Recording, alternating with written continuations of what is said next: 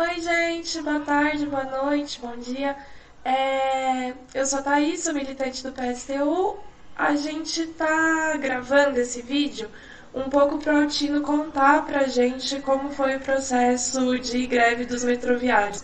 E a gente tem muito a sensação, como não dá para ter protesto de rua, eu acho que muitos têm a sensação de que não tá acontecendo luta nenhuma, mesmo o mundo estando acabando, né?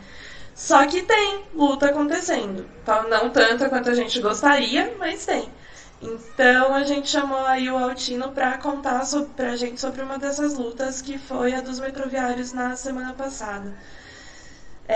Bom, apresentando um pouco, ele é bem mais conhecido que eu, mas a gente está aqui com o Altino Prazeres, militante de muitos anos do PSTU e um dos coordenadores do Sindicato dos Metroviários aqui de São Paulo, que é um sindicato, né, muito importante. O Altino também também é da direção da CSP com lutas, né?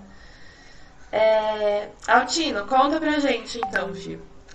Como na semana passada os metroviários tinham aprovado um indicativo de greve para o dia 20, certo? Conta um pouco por que os metroviários estavam com esse indicativo de greve, qual que eram as pautas, como que foi a construção dessa primeira parte da mobilização aí. Tá. Eu sou um daqueles que estão acompanhando algumas mobilizações que ocorrem na cidade, e também em alguns outros lugares. Então, na verdade, tem mobilização no período da pandemia de vários setores. Talvez não da dimensão que a gente gostaria de ter, até pela própria pandemia e tudo mais. Eu vou dar um exemplo. Uma vez eu fui no HU, que é o Hospital da Universidade da USP, e teve mobilização porque os enfermeiros, atendentes de enfermagem, médicos e os terceirizados estavam brigando para se garantir a vacinação para eles. Fizemos manifestação, depois de muita briga, se garantiu a vacinação para a rapaziada lá desse hospital HU, que era um hospital modelo. O setor de transporte está tendo mobilização, começou a estourar no país, mobilização no país inteiro, de mobilização para garantir a vacinação para o setor de transporte, como um dos setores prioritários. Por quê? Porque o índice de morte dos setores de transporte é mais alto do que a média. Há estudos que mostram que o setor de transporte é o segundo vetor de contaminação. Vou dar um exemplo. Já faz umas 3 semanas que teve uma greve com os motoristas, cobradores de ônibus em Goiânia. Eu falei com a turma lá e tal. Eles duraram 12 horas uma greve pela vacinação e também por outros problemas deles lá. Estava tendo para o dia 20 uma greve prevista dos metroviários de São Paulo, uma parte dos ferroviários, os motoristas de ônibus de São Paulo, alguns outros motoristas da Grande São Paulo. Estava com previsão de talvez greve em motoristas de João Pessoa, tinha manifestação de motoristas no Espírito Santo, ou seja, tinha mobilizações em vários lugares, talvez nem todo mundo soubesse disso. Acabou não tendo essas greves, inclusive. Algumas porque teve problemas internos, problemas de organização, mobilização, pressão da patronal. E no nosso caso, a nossa pressão surtiu efeito. Não todo o efeito que a gente queria, mas a gente botou na pauta, vocês viram aí na televisão, a Globo, a Bandeirantes, todos os canais aí estavam mostrando a mobilização dos motoristas, colocando as opiniões deles. Inclusive, deu muita repercussão, inclusive na imprensa, né? E a gente organizou e preparou essa greve. E a greve não ocorreu porque o governo resolveu negociar com a gente, que ele não estava sem. Tinha 2 reuniões marcadas com o secretário de Transporte, o senhor Baldi, e depois ele acabou apresentando no sábado, através de um vídeo, antes, a greve estava prevista para terça, né? Então a gente a Assembleia segunda noite. No sábado ele apresentou um vídeo dizendo que vacinaria o setor de transporte, particularmente os metroviários e ferroviários, os operadores de trem todos e os acima de 47 dos outros setores, estação e segurança. Depois há uma polêmica se estação, toda estação, é apenas os bilheteiros. Nós entendemos que é toda estação, mas aí tem uma briga ainda para ver o que é. E os motoristas de ônibus também. Tanto é que eles foram negociar no Palácio do Governo, ficaram até tarde, eu também fiquei acompanhando até 11 da noite lá para ver o que ia sair, o que não sair, e acabou saindo uma resolução de que poderia vacinar também o setor dos rodoviários. Então, eu acho que a gente se soma na mobilização nacional do país de exigência da vacina, ainda mais nós que somos um setor que não parou. Vou dar o exemplo das mortes, que também acaba pegando a gente. A gente pegou, nós já temos 26 mortes aqui em São Paulo do metrô. Esse de Goiânia teve a paralisação e tiveram 28 mortes. E são 3 mil e poucos trabalhadores. Então, é um setor bastante no meio do rolo da pandemia, infelizmente. Legal, Tino. Mas daí, assim, vocês já estavam em negociação desde quando para pedir essas vacinas? Nós estamos, desde que começou a pandemia, desde o ano passado, na verdade, nós estamos brigando pela vacinação.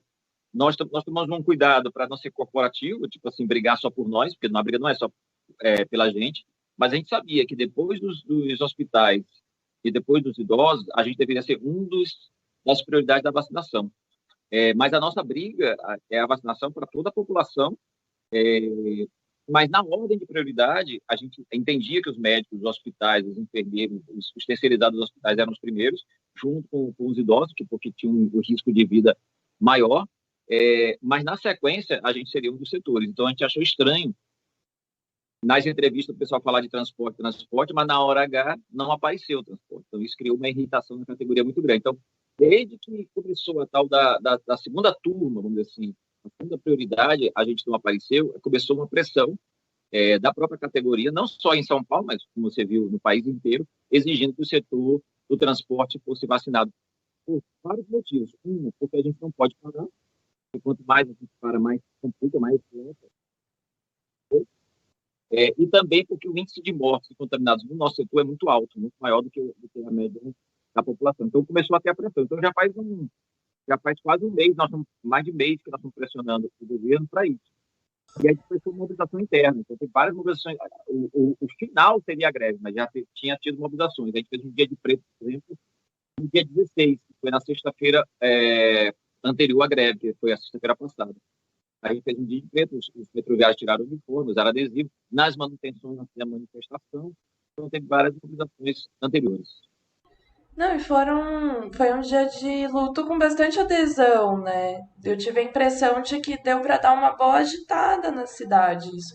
E só assim, né? Só depois de um dia que chama atenção mesmo, que tem uma ação que o governo muda. Só negociar com o sindicato não estava adiantando nada. Eu acho isso importante da gente entender esse mecanismo da luta, né? E para terminar, eu queria que você já falou um pouco disso, mas eu queria que você falasse um pouco mais sobre essa relação entre a vacina por setor, por categorias específicas e a vacinação para todos. E também, de repente, falar um pouco do lockdown ou da greve sanitária dos trabalhadores nesse processo. Que papel que cumpre essas reivindicações e como que os metroviários do PSTU, você e o resto do time, estão batalhando por isso? Qual que é o papel da categoria e qual que é o papel da classe trabalhadora no geral sobre isso? É, A seu gato. gatinha veio dar oi aqui. A briga é uma briga por vacinação por todos, porque a gente entende que esse era o correto. Então, o governo Bolsonaro é culpado disso, de não ter a vacinação, porque ele já podia ter comprado antes, ele podia ter feito mais campanha pelo uso da máscara. Na verdade, ele fez tudo ao contrário, né? Ele não quis comprar vacina no começo, não quis, fez campanha contra o uso da máscara, menosprezou o tamanho e a dimensão que tinha a Covid, falou que era uma gripezinha, então ele quando dão um apelido, dão um nome para ele de genocida, para mim faz todo sentido. E todas as medidas que ele toma é sempre para beneficiar os empresários, nunca pensando na população, nunca ajudar a população.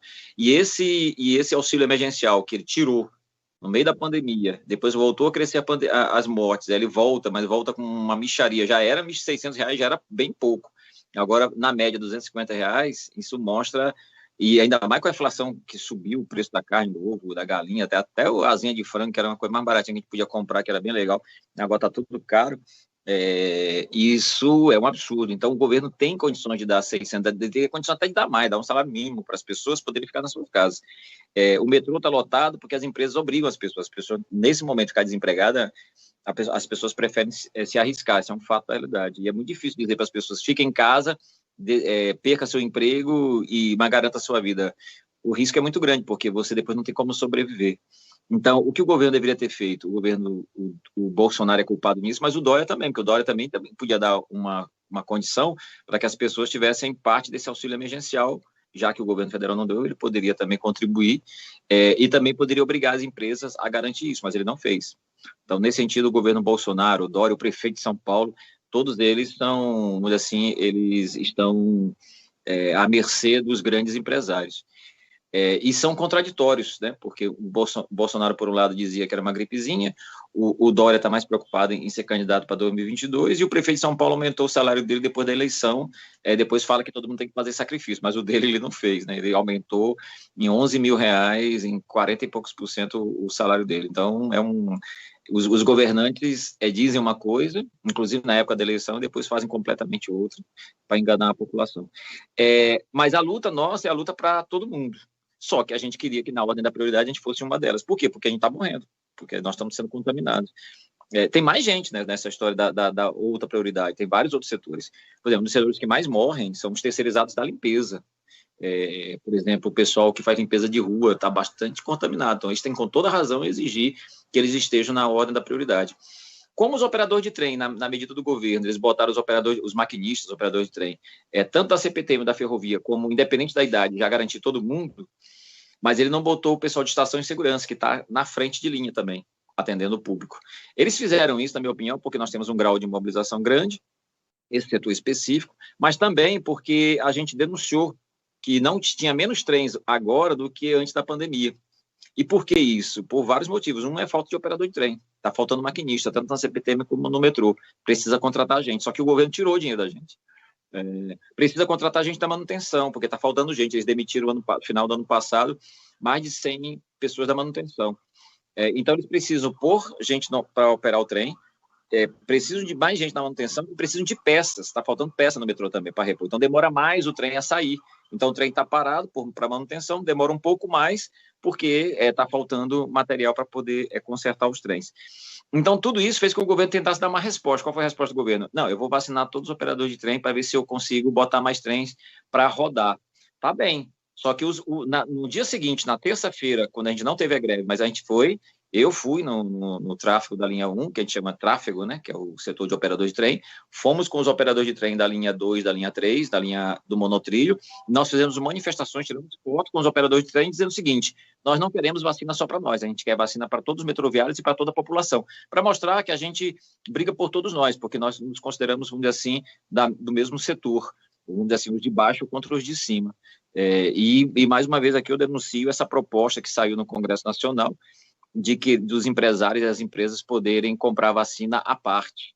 Por enquanto não está nesse rolo, né? Vai, não vai, mas é um absurdo completo, mostra como essa nossa elite brasileira, como os grandes ricos do Brasil, eles não estão nem aí para ninguém, né?